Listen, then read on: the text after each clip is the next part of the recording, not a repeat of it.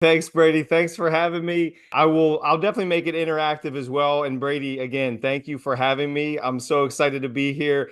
Excited to be with you all. I'm somebody that does like to be interactive. So if you have questions as I'm talking about anything, please just type it in the chat.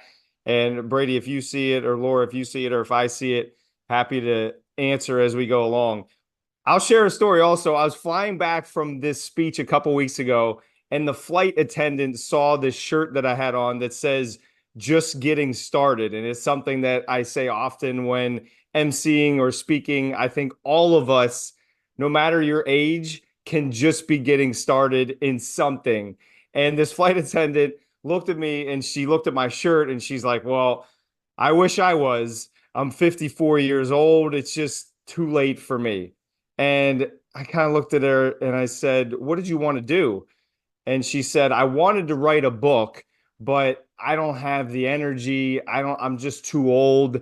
And she's 54 years old. I'm 40. And I'm sitting there thinking, I'm flying home from a speech and an MC event where a man completed an Ironman who was 76 and a woman was 75. And I thought, this this young lady is 54 and thinks she's done. And in Yeah. my head, I'm like, she could just be getting started at age 54. And I think that goes for anybody. This guy, 76-year-old Iron Man, said he wants to be doing them well into his 90s. And I think that mentality, Brady, to your point, talking about mindset, if that's his mindset, it most likely will happen, or there's a much better chance it happens than if he said, well, I'm done after this one. So, my question right out of the gate is if you want to type into the chat, and Don, that's so true. So many people limit themselves due to their age. And I struggle with that so much. And it's like frustrating to see it. You want to just like almost shake them and be like, there's so much time for you, probably. If you want to type in the chat, what's something that you're just getting started in? And it could be any area. It could be health, it could be business, it could be writing a book like this young lady wanted to do. It could be anything. What's something that you're just getting started in? And this will kick us off into talking about these six pillars of peak performance and really unleashing that potential that I think is in all of us. But if anyone wants to share, throw it in the chat. What's something you're just getting started in? And I think that's a great way to kick things off. And I'll look through as I'm going through here, and we'll do some more interactive things where you can type in the chat. I've been on plenty of Zoom calls where the person just talks for an hour and a half, and I'm like, I struggle with that myself. I never want to be that way, so let's make it interactive.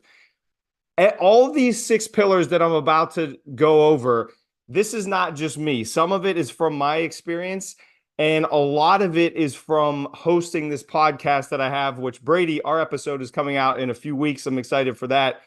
I've been blessed to interview some incredible human beings. There's some 4 or 5 Olympians, a gold medalist we had on a few months ago, CEOs of companies, just ultra marathoners, a lot of people with amazing backgrounds and who have accomplished big things. And a lot of these ideas come from talking to them, my own mistakes and my own successes. So we're going to dive right into my highest self was not impressive a few years ago. And I know this whole group, and Brady, you have 0 to 100 is the mentality. I was at like a 1 or a 2 out of 100 in my 20s. As I said, I'm in my 40s now. I'm 40. I was a full-blown alcoholic from about age 18 to age 27, 28, 29. And what happened to me was, and I don't know if anybody can relate, I went off to college. I started drinking 4 nights a week freshman year, 5 nights sophomore year, 6 nights junior year, every night, and a lot of days senior year, and told myself, I'll just graduate, get a job, and then this phase will end. But it really became a part of my identity. And it wasn't that easy. I was like happy, silly party guy. And I didn't mind that moniker that I was that guy. If you were having a party and you invited me, I could bring a bunch of people. I would most likely get drunk and pass out by 11 o'clock at night, but I would bring people over and be fun while I was awake. So I didn't despise this version of myself until 2011, where I had my rock bottom moment. And it was one of those moments where I woke up on the floor of my living room in this house that I owned outside of Pittsburgh, Pennsylvania, staggered my way up the stairs. My head was pounding Sunday morning as it usually was. And I just caught a glimpse of myself in the mirror and locked eyes with myself. And for whatever reason, just decided to just stare into my own soul almost for a few seconds. And I couldn't believe once I actually looked at myself who I was seeing, which was somebody who had gained about 50 pounds over the last 10 years. I was not motivated. I was not healthy. I was a hater of other people's successes because I didn't have any success myself. So in turn, I think I used my lack of success to try to bring people down, which is difficult to say, but it was the truth at the time. And it was one of those moments where I realized I blamed everybody. I blamed my friends for drinking. I blamed my family because they would drink wine. I blamed God. I blamed whoever I could except for the person in the mirror. And in that moment, and thank God it happened, even though it was painful, it was a realization of I'm in control of my alcohol consumption. I'm in control of the people I surround myself with. I'm in control of foods that I eat, workouts that I do. And for the first time in my life, I took accountability for my actions and myself. So that's pillar number one, is to stand in your truth and have supreme accountability, which I think is triggers everything else. And a lot of these people that I interviewed as well, it wasn't until they got accountable to themselves, to their actions, to they were hanging around, their coaches, their mentors, where then they began to see some success and going in the right direction. So I think of it like less finger pointing and more thumbs pointing at ourselves and being real and honest about where we are. So from that point forward, I got very lucky. 2 weeks later, I met a mentor at a business conference that it wasn't even about health and wellness, but he was speaking about it. And it's a mentor. This is in 2011. I still talk to this man today. His name's Chris Johnson. He's been a mentor of mine. He was really the person who believed in me before I believed in myself. And if you fast forward 6 months from this rock bottom moment, I'm a very obsessive person and can go all in very quickly. And I ended up like cutting out all alcohol, all unhealthy foods. And from October 2011 until May of 2012, about 6.5 months, I was competing on stages for physique competitions, which I didn't even know what those were before meeting a couple people in this world. But I finally had something that I could shoot for and a goal that I could go after versus just sort of fumbling through life for the majority of it up until that point. So pillar number one is supreme accountability, standing in your truth. And we'll move on from there and talk about the rest of these five. But have you ever talked to someone, and I probably did this in my 20s when I was having struggles, and you say, "How are you doing?" And they'll say something like, "Ah, same old, same old. Just another day. It's just one of those days." And now I think to myself, and maybe it's because I'm a little bit older at 40, I just think we have one life and there's so many of us. And I did it for 15 years, just making it through life. And I was that same old guy where I didn't have anything exciting to tell you. I wasn't doing anything worth discussing. And I think a lot of people, I don't think anybody on this call, but I think a lot of people out there that you speak with have that same old mentality whenever we get one life, we get one shot at this thing. So pillar number two is to have an all-in commitment. So we talked about supreme accountability, and then do you have an all-in mentality? And I know the word obsession can be a negative thing. I think I just exchanged one obsession for another. My obsession for partying and drinking, I exchanged for my obsession with health and wellness. I wouldn't change that for the world. I love every second of health and wellness. But I don't know if any of you've heard this story as we talk about going all in on you, but in the year 1519, and if anyone's ever seen a Tony Robbins event, he talks about this story. There's a commander of this army, and his name was Cortez. And he was on these boats and he was trying to take this island where the enemy was. And this was unheard of to do something like this, but he didn't know how he was going to defeat the enemy because the enemy had more weapons, they had more people in their army. And he's sitting there thinking, how can my small army with lack of weapons take this island that the enemy has fortified? So he goes onto the island with the boats and he tells his men to turn around and burn their own ships. And the men are like, what? Why would we burn our own ships? And he said, because if we get off this island, we're leaving off of the enemy's ships. And he thought the only way that they're going to defeat this army is if there's no way back out. So burning the boats to me is a great metaphor for having this all-in commitment on any area of your life. There's so many different areas that we can go all in on. And I'll share with you a woman that I interviewed on my podcast. This is about a year ago. I believe she's still the only American to win a gold medal in the summer and winter Olympics. Her name is Lauren Williams. At least win a medal, I think, in the summer and winter Olympics. And I remember talking to her about, she was a sprinter, and I remember just asking her about sprinting. I know about ultra running. I don't know much about sprinting, but to see her obsession for sprinting, and she basically said she ate, slept, nutrition, running and sprinting for 10 years of her life. She was obsessed with it. And to me, that was like her burning the boats. There's no way back out. She's going to become an Olympic sprinter or nothing. And it worked. She did it. She became a medalist in sprinting and then turned that obsession into bobsled and ended up winning a medal in for the USA in Olympic bobsledding. So my question to you all as we continue to make this interactive here, burn the ships. There you go. Burn the ships. What is something, if you can type in the chat, do you have something that you are all in on currently? Like, is there something, like, you hear the word passion used a lot. What do you love? What do you go all in on? What is that something, or maybe it's more than one thing for you? It could be, maybe it's your family, maybe it's your kids, maybe it's your job, it could be your health, it could be anything. But is there something that you're all in on that you just want to share in the chat? And I'm looking back. Oh, I love that.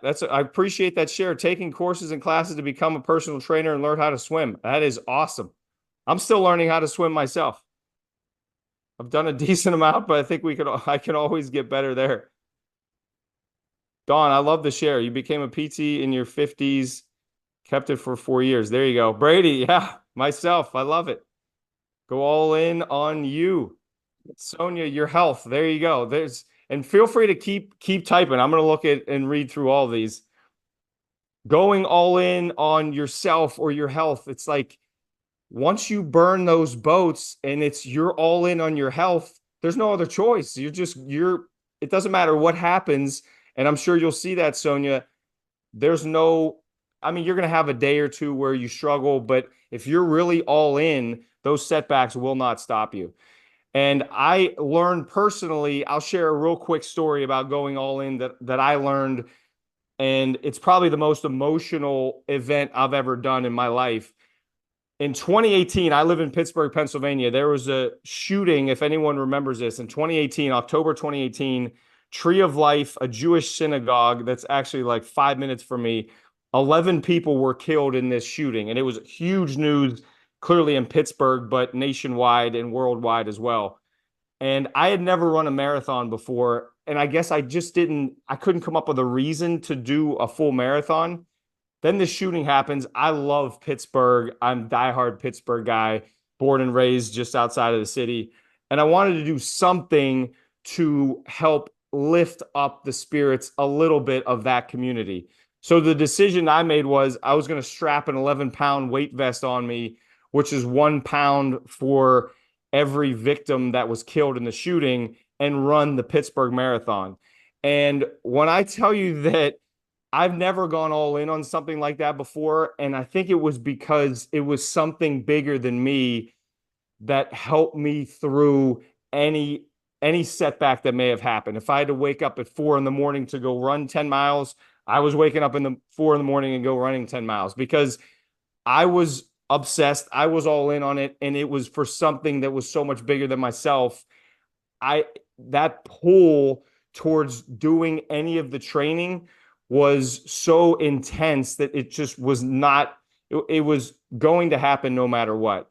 And I remember telling my family the day of I think it was the night before the marathon, like, how are you feeling? And I just said, I mean, it would have to take me breaking my leg, maybe even worse, to not finish because it just felt like something that was had to be done. And that all in mentality was something that I really realized in that moment. So that's pillar two that I've learned by talking to an incredible group of people through the podcast, reading, learning about myself, going all in, and almost having an obsession of something that you can really dive into. So as we get into number three, have you ever asked somebody, and I'm sort of laughing because I think about myself in my 20s, I would have had no answer to this, but have you ever asked somebody what their vision is for the next 5 or 10 years, and you get this sort of like, why are you asking me that? Or there's, I don't know. I'm trying to get through the day, or I'm trying to get through the week. And I would argue that most probably don't have. And again, I think this group that you've created, Brady, is completely different. I'm sure most all of you on this call have a vision, 1, 5, 10 year vision. But most of the people we walk around, it's interesting if you get into a discussion and ask somebody, well, what's your vision for the next 3 or 5 years? And even though I've struggled with vision when I was in my 20s, I always had this idea or vision of wanting to become an inspirational speaker of some sort. The problem was I sucked at it. I was horribly bad at public speaking and terrified out of my mind. On top of all that, I didn't have a story. I wasn't going to talk about how many beer bongs I did when I was a senior in college. So I had no story, but I wanted to be this inspirational speaker. 2015, I don't know if anyone's ever attended or is a part of Toastmasters, but I give this organization a ton of credit for basically changing my entire life. As I read, Andrew, I love that. Staying retired. There you go. Expanding real estate business. I appreciate everybody sharing, building your EOS business. Chantel, your business. I love that. Thank you for all. We got a lot of people taking your business to $10 million revenue. Heart. That's amazing. Brianna, self-love and self-improvement. Kudos to you on that. I'm definitely still working on that and probably will forever work on that myself. Thank you for that vulnerability and sharing that. But if anyone's ever have heard of Toastmasters or been to a meeting, they have this international convention every single year. I've only been to it once, and it was in 2015. I probably went because it was in Las Vegas, and I thought it's a good excuse to go to Las Vegas. But as I'm sitting there, you're getting a chance to watch the best speakers in the world. And it is worldwide. People came in from all different countries and backgrounds. And you're seeing they get to give about a 5 to 7 minute speech. And you're watching how good these speakers are. And I thought, I want to be on that stage. What do I need to do to get there? As I'm sitting there watching speech after speech, and I'm riveted, I'm inspired, I'm moved by almost every single speaker. So what you have to do is enter this speech competition, which I did the following year. In 2016, I entered this speech competition. There's 5 levels that you have to get through. So I got to level 1, and in my first year of competing, I took second place in level 1. You have to win each level to move forward. The problem was in level 1, there was only 2 speakers. So I was second and also last at the same time. That was in 2016. In 2017, same thing happens. I get second place, which I think was second out of 3 that year, and I don't make it out of level 1. 2018, same thing. 2019, same thing. I finally smarten up and think I need to get some help. I need to get a mentor, a coach, some people that can help me level up my abilities because they just weren't that good. So COVID hits in 2020. There's no speech contest in 2020 or 2021. I sign up in 2023 to come back and try to do better in the speech competition. I was able to complete level 1, 2, 3, and 4 and get to the very top of level 5, missed it by one slot to go to the Bahamas for the international speech competition. So I share that story just because I almost quit. When I got second place out of a very small group, 2 to 3 to 4 people, it hurt 4 years in a row. I thought, maybe I should just quit. Like maybe I'm just so bad that why would I get up and try a fifth time? That doesn't even make sense. But as Brady said, kicking off this event, I am now, I mean, I'm so blessed to be able to MC and speak in a lot of different areas all over the country. And I think a big part of it was not giving up when these 4 years in a row didn't go the way I wanted. And I want to share an idea that I've used, and I think this has been trying to think where I've heard it used in a similar way, but different. And I call it a negative vision. I'm a pretty positive person, but I call it a negative vision. And the reason is I thought about after this fourth year of getting second place, which I think was last again in 2019, what if I quit? If I quit speaking and said, listen, this, even though I'm obsessed and I love it and I want to get better, I can't deal with this rejection. I'm done. The negative vision is what's the worst consequence if I quit?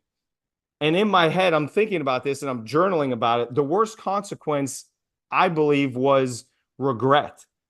And if I quit, and then 15 years from now, I look back and I just think, oh, what could have happened if I kept going after this thing that I wanted? Where could I have taken it?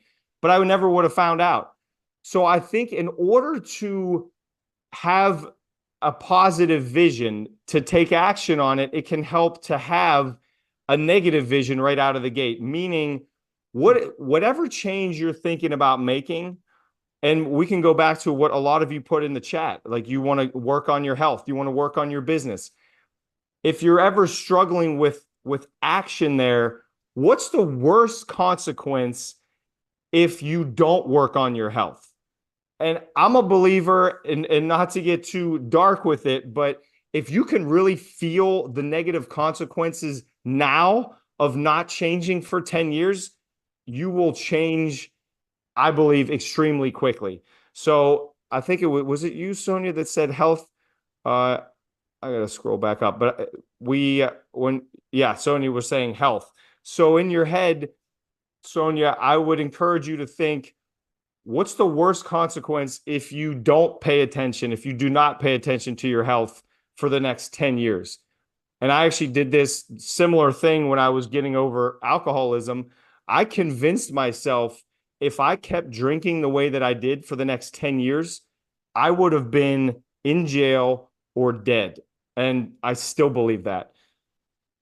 Feeling that pain in the future now, I thought, well, why would I wait 10 years to have that happen? I don't want to be in jail and then have that regret. Let's change now so I don't have to feel that pain. So in talking about the vision, which is the third pillar, you can use a positive vision to pull yourself forward, and then the negative vision can help you take actual steps towards making that happen. That's powerful stuff right there, Matt. Oh, I appreciate it. Yeah, this negative vision, I always like smile because I like to talk about positive stuff, but I think feeling that pain, as much as I don't want to see anybody in pain, including myself, but if you feel the pain now of not changing and sit with that, and then you almost get disgusted with yourself, I think that can move us all into a new direction. Yeah, So 100%. And it's funny you say that. Like I'm just looking back at like when I made the biggest moments like recently too, and it was the same. It was realizing the future pain if I stay on the path that I'm on, right? It's like, yeah, wait, I gotta do that. I gotta do this. It's up to me. Let's go. yeah, I totally agree. And I appreciate, I love all of the You have so many people in the chat. This is amazing. All in on your marriage and your faith. That's beautiful. Launching a BNI chapter. I was a part of BNI for many years, Brianna. This is probably 10 years ago. Very, very cool. Thank you all for sharing. Yeah, keep the shares coming. I'll try to see if we can keep reading through them. Okay, so pillar 4 we're going to talk about is probably my favorite one because I'm a big action guy, probably because I took no action in my life for so many years. But I think some people, and again, I lump myself in here because I've done this before, have a perfect plan and we're planning for a week, a month, a year, we're planning, but then there's no action. And how does that normally work out? Clearly, we know how that works out. There's nothing is done, so there's no action and there's no results, or there's bad results.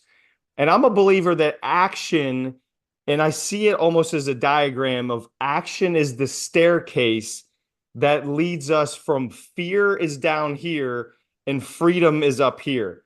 And action is the staircase that leads us up from fear into freedom. And I'll give you an example of this. This is the best example I've ever lived of it, which was, it was probably 6, 7 years ago. And I was extremely lucky to be able to get sponsored into this cycling event in Australia. And it was a Formula One track, a 5 mile track that you had 24 hours to see how many times you could go around this 5 mile track. And that's actually not the part of the story I wanted to share, but it was probably the most fun I've ever had at an event because I was the only American in it. There was only about 15 people that did the whole event. And I think I biked 260 miles in the 24 hours, met the coolest people on the planet. But then while I was over there, I thought, well, New Zealand's not that far away. I had always wanted to go there and ended up getting a quick flight over to New Zealand. And I didn't know this until we landed, but it's the bungee jump capital of the world. And this is actually where bungee jumping was invented. So clearly, adrenaline junkie me is like, well, we got to go bungee jumping. So we get to the bungee jump place and you see the bridge, and my heart is beating extremely fast. I'm actually starting to sweat right now just retelling the story. Seeing this bridge and realizing what was about to happen was absolutely terrifying. And I thought to myself, they're probably going to give us maybe an hour, hour and a half tutorial on what we need to do before we jump, just so I like to know what's going on. 5 minutes later, I have this cord tied around my waist and ankles. And one of the guys is telling me, okay, like we're going to set you up to jump. And I thought, I've been here for 9 minutes and now you're going to have me jump off this bridge. And he said, I said this to the guy, and he said, there's only one thing you need to know. And I said, okay, well, tell me. He said two things. He said, first off, this is an extremely safe activity, which I Googled it like 1,000 times to make sure nobody had died jumping off this bridge. So I believed him. It was a safe activity. There wasn't a lot of bad experiences. And number two, he said, 3, 2, 1, go is all you have to remember. And on go, you jump off of this bridge. And the interesting part about the whole thing was they were not allowed to physically help you, shove you off of the bridge. You don't jump with somebody else like in skydiving. You have to stand there on the edge of this bridge and throw yourself off of it when they say 3, 2, 1, go. Luckily, all worked out well. I still, it's kind of all a blur. But when we're talking about action being the staircase that leads from fear to freedom, as soon as my feet left that platform, there was no fear. The fear was just getting myself to lean out and eventually jump off the bridge. Once the second my feet left the platform, fear was gone. And it's almost like you can't have fear because you're so present in the moment. And it's almost, you can't think about anything else other than what's happening for the next 30 or 45 seconds. And I thought about this 3, 2, 1, go that the one guy shared with me. And I thought, you could probably use this in any area of your life. And I know I read the book by Mel Robbins. I think it's called The 5 Second Rule. It's a similar idea of just taking a very quick amount of time to take action. And Brady, I know you do. I think you do cold plunges, as I'm sure a lot of you on this call do. I use it every time I go into my cold plunge. Like I'm still scared to do it every time. I never like getting in, and I feel like I could conquer the world when I get out of it. But I use, all right, 3, 2, 1, go. I cannot stand there and stare at it, or it's not going to happen. And it's just going to make it worse in my head. So I think with a cold plunge, with workouts, with sending that email, if you just give yourself that quick countdown, 3, 2, 1, go, and just start taking action, I think that can be a big help for a lot of us. And again, I am throwing myself included in all of this. It's harder to hesitate when you give yourself that quick countdown and then go. And I just thought, if I could 3, 2, 1, go jumping off a bridge, I could 3, 2, 1, go anything, because that was the most terrifying thing I had done in my life up until that point. So let me ask everybody this as we get another piece of interaction here. What is an action? And I don't want to say anybody specific. You'd rather go in a cold plunge than jump off a bridge. That's very fair. Fair comment, Brianna. What is an action that you can take right now or in the near future to move towards any vision or any goal you may have? And it could be the smallest action. It could be waking up 3 minutes earlier to meditate. What is like, it could be a big action as well, but what is any action you can take to move towards your vision? And part of the reason I'll ask all of you to type something, it can be helpful that if you type something and put it out there, now the accountability, as I know you talk about on this call every at noon, Brady, that accountability can go up once you put it out there. And even if it's typed into the chat, now it's like, okay, I need to make it happen. Take more action. So Sonia, that's a perfect example. Drink a glass of water. That's such a great example of something that's so easy to do and so easy not to do. That's seriously, I don't think I can think of a better example than that. Drinking a glass of water, you get hydrated out of the gate. I'm the exact same way. That's the first habit I have on that app is drink 12 ounces of water as soon as I get up. That's the first step every single morning. I appreciate you sharing that. So we're talking about what action can you take to move towards the vision. And we're going to do the next two pillars relatively quick because I want to be respectful of everybody's time. Take the first step. I like that. Scott, love it. Discipline on what you put into your body. I love that. And just because I know you, Scott, I'll ask you to dive it even deeper. Like what's something, how are we defining the discipline on what you're putting in your body? And I'm sure you already have that as well. But what improving sleep schedule? That's a good one. Is it Imran? That's a great rising earlier. Yeah, that's really good.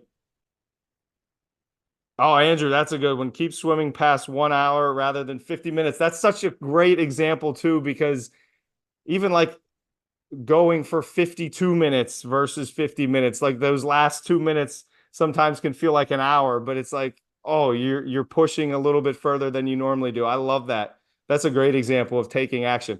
Keep typing in the chat. I love this. Brady, you got an amazing group here, my friend. This is really cool. A lot of people taking a lot of action. I love it. Okay, so we're on pillar number 5. So we got through the first 4.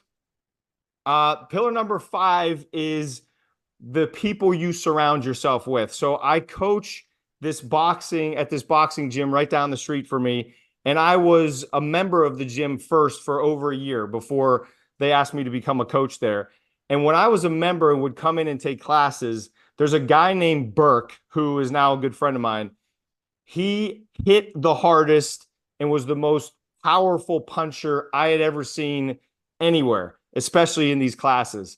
And I introduced myself to him and I thought, I need to get myself next to Burke every class. So you sign up what bag you're on before class. And I would always ask him, what bag are you on? And he'd tell me 17. So I'd go to 16. Or if he was 10, I would go to 9. So I could be right next to him and I could feel my energy and my level of enthusiasm for the class and just endurance go up because I was around somebody who was 5 times stronger and better and had much better technique than me in boxing.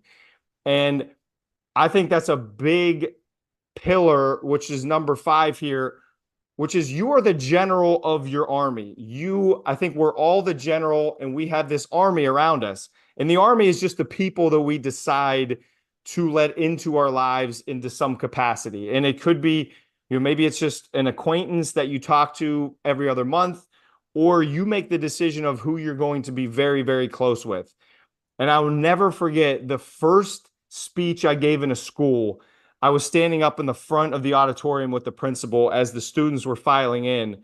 And the principal said to me, I could tell you, she said, do you want me to tell you how most of these kids are going to turn out? And I said, yeah, okay, like let's play that game. And she said, well, pick one of the kids. And I said, okay, I mentioned a kid that maybe had a blue shirt on and jeans.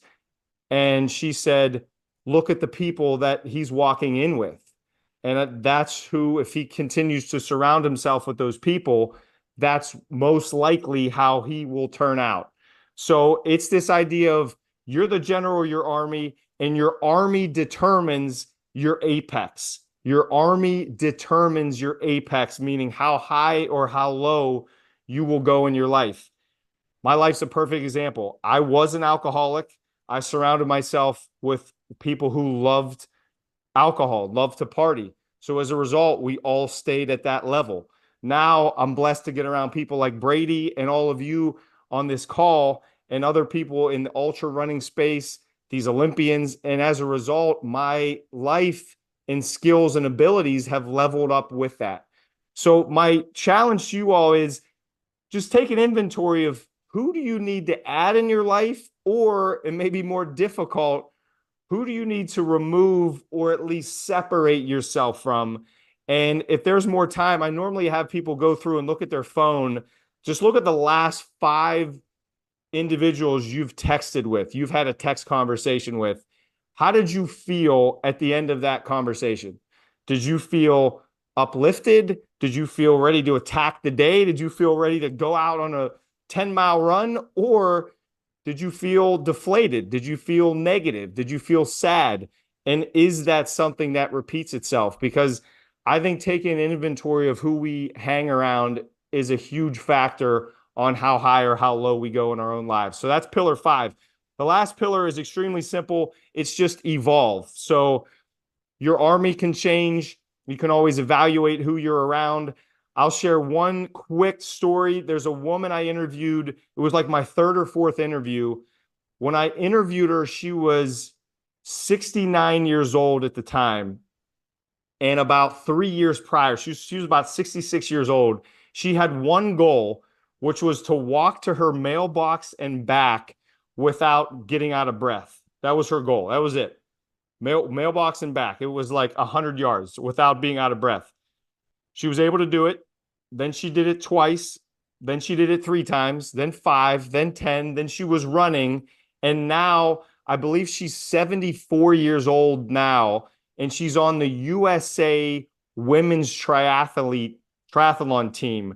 And it's like as basically as high as you can go without being an Olympian. But she is on the competitive Team USA triathlon team, 74 years old. She is an absolute badass. And it's all started because she just tried to walk to the mailbox and back. So I think our goals and our vision and actions can always be changing and evolving. And that's what makes us human. And I think being around people like the group that you've created here, Brady, it's like by default, we're all going to level up because there's so many inspiring people in this group. So I'll leave you with that. Those are the 6 pillars, I think, to unleash your potential in any area. And I do this self-assessment all the time on myself, is stand in your truth, have that accountability, go all in, have that vision, and you can use the negative vision as well in order to get yourself to make some changes. Take action, and then you're the general of your army. Your army determines your apex, and then evolve as you keep moving forward. So that was all I wanted to share. I might have gone a minute or 2 over, and I apologize for that, my friend.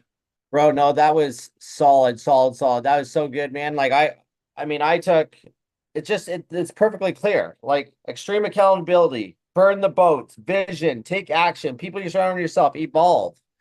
Great six pillars, bro. Like, I mean, I took a couple of solid nuggets that I'm gonna take some action on. So what I'd like to do is now just open up the floor. Who's got some questions for Matt? And by the way, I'm happy to answer anything. If you want to go, you want to talk about alcohol stuff, I'm happy to do that. You want to talk about fitness stuff, happy to do that. Number Sonia was asking what number 4 is, and it's Take action. action, taking Yeah. action. Yeah. Actually, and I should have mentioned this. I have my podcast is called Average to Savage Podcast. That there's it's actually an acronym. Savage is the acronym that spells out. So stand in your truth, all in, vision, action, general of your army, and evolve. So it spells out savage to make it a little bit easier. What what did I eat yesterday? That's great. Yeah, there you go. Yeah, 4 was action. Andrew, I appreciate that. If you go to war, let me know. I'm in. I got what did I eat yesterday? I'm a very boring eater, so I eat almost the same thing every single day. I start out the morning most of the times just have a banana, and then for after then I normally work out. And then I eat this protein bowl is what I call it. So it's actually called naked PB powder. So it's basically peanut butter is the only ingredient in this powder. It's basically just protein. And then I'll put blueberries, oats, some cacao, and I just put water in it. I mix it around in a bowl and I throw it in the freezer for like 20 minutes. And then I eat that in the morning.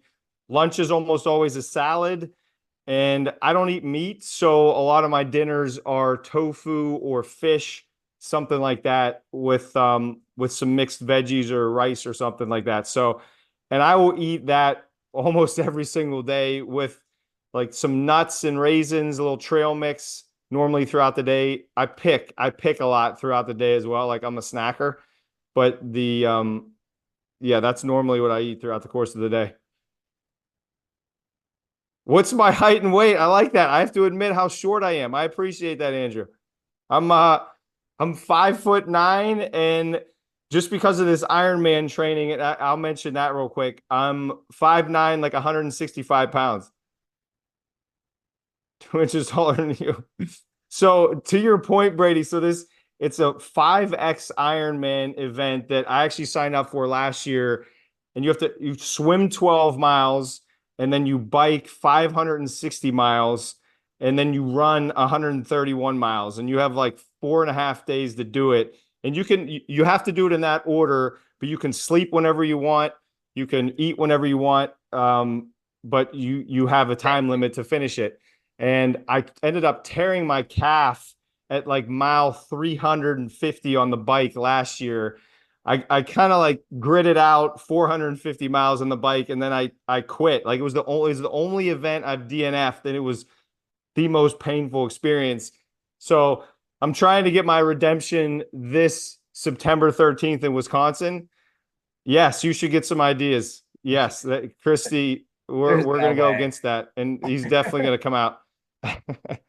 uh, but it's so funny you say that, Brady, because I asked the guy who runs the event last year. I said, like, do you think I can get sponsored? Like, I'm trying this 5X Ironman. And to your point of there's always somebody doing something bigger, he says to me, you need to really be doing like a Deca Ironman to have any sponsorships. When I thought I was like at the peak attempt, there's somebody doing 10. There's more than one. I mean, I think there's 15 people attempting the 10.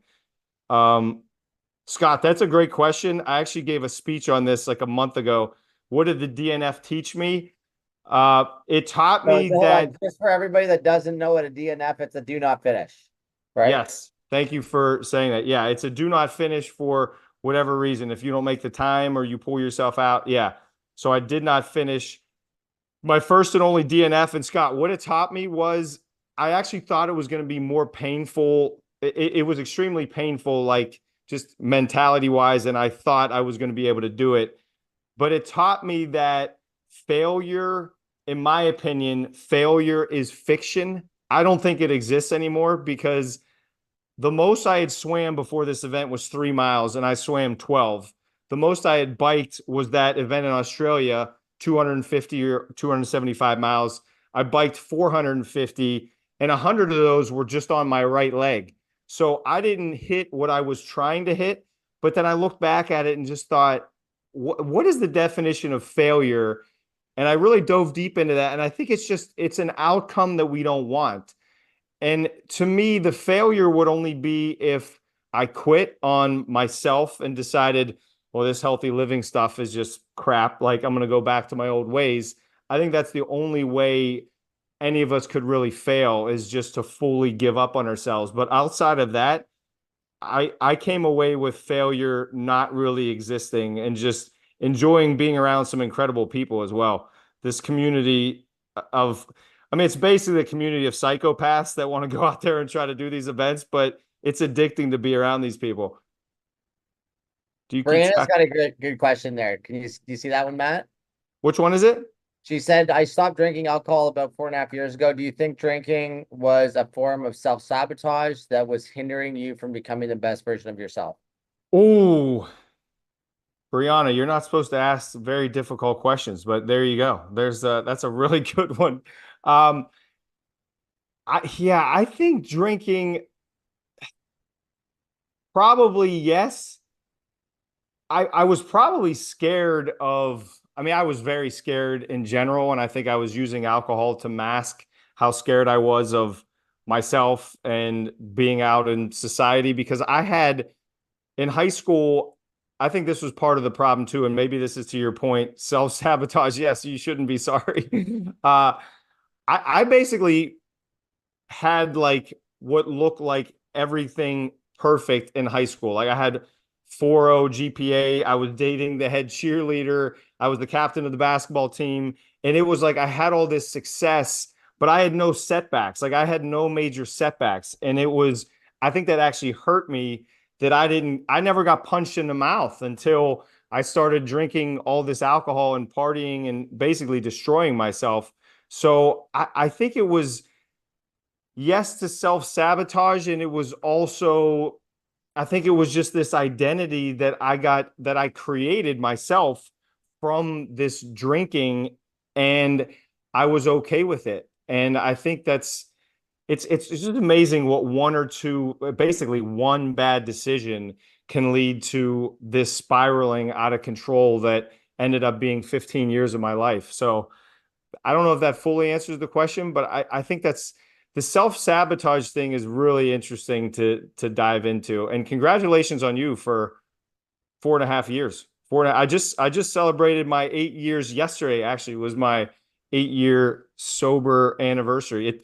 I'll share this too. It actually I when I talk about that 2011 October 2011, it took me two attempts. Hopefully that's the final attempt to officially quit drinking. In 2011, I stopped for about a year and a half, and then I got engaged and like was partying, and I just made some bad decisions. And then in 2016, I got hammered at a Luke Bryan concert that was supposed to be this big celebration with my family. I don't remember him even being on stage, and it ended up being just a shit show of bad memories that I didn't want to have more bad memories with my family. So I thought this has to be it. There's a question here, Matt. Do you keep track of your calories? Oh, that's a great question. You know what? Not just because I eat almost the same thing every day. I don't now, but when I started eating this way years ago, I did. And I will say this, I do get on the scale every now and then. I feel like I probably have some idea of what I'm weighing, but I'll get on the scale every now and then just to keep myself accountable and make sure I'm where I feel like I should be. I I don't know about everyone else on this call, but I can tell like about 100, I'm 165 pounds, give or take. If I get to like 170 plus, 172, 173, I start to feel it, and my runs aren't as good. I'm a little more sluggish in the pool. So I can start to feel it there, but I do not track calories at this stage. No. when I was competing on stages in physique, I definitely did and was a little more structured with that, but I don't do it right now. Now. Yeah, and I mean, I think that's a learning curve for everybody. I mean, for me, I always counted my calories when I got started. It took me about 3 weeks, and then we tend to know, what did the foods that we typically eat have in them, and so to you, and also to your point, I think this is really important for everybody to know is just like what you eat is like what most people would consider boring, but it's easy, right? And I think you got to try to make these hard things really easy to do. And so if you can figure out what these 3 or 4 or 5 meals are that fit your calorie count and that you can just tolerate like that, that's really a great way to stay on track and keep it simple. Yeah, I love that. Keep it simple. I'm with you, Brady. And having said all this, I want everybody to know I still overeat. Like I am in no way like eating perfectly. And I'll share with you, peanut butter is my downfall. I could eat peanut butter, a jar of peanut butter in 10 minutes. And I need to be very careful of, I just don't bring the stuff into the house. So the stuff that I know That is a trigger food, which peanut butter, almond butter, any of those nut butters, I'm very careful with. I don't bring them. I try to keep them far away, or if they're in the house, there's somewhere where I have a hard time reaching them, so I have to go work to get it. Dana, yeah. that's a good question. Brady, you might know that answer a lot better than me. Is there a better free app besides My Fitness? I don't know the answer to that. I don't know if you know, Brady. Carbon is another one. Carbon. I think it's might even be, is it C or K? Let me just see here on my phone. Yeah, check it out. And Mark asked a good question too while you're looking up. How about, excuse me, Yeah. how about the discipline of timing in between meals? Yeah, Mark, I think this just sort of has happened over time. I like if you looked at my day week to week, it's almost and again to your point, Brady, it's boring, but it's simple and it works for me. It's like 4:30 a.m. I'll eat a banana, like I go work out depending on how long it is, and then 7:30 to 8 a.m. is that bowl I was telling you about, and then sometimes like a handful of almonds between 10 and 11 a.m. and then lunch like a salad, tofu salad or whatever at 12:30 p.m. And then dinner is normally like a piece of fish and some veggies at 6 o'clock at night. And I actually, this is one thing that I'll share just because I was thinking about this recently. And maybe it's because I work out hard in the morning. Like sometimes I'll go for 2 hours. Is I'll eat more. My biggest calorie meal is actually breakfast, and then lunch is actually a little bit smaller than that, caloric wise, usually. And then dinner is the smallest of the three. So I almost reverse order the amount of calories that I'm getting in each meal. And it's just because I'm after the workout, I'm like, I need food, and I just need to crush a lot of food after that.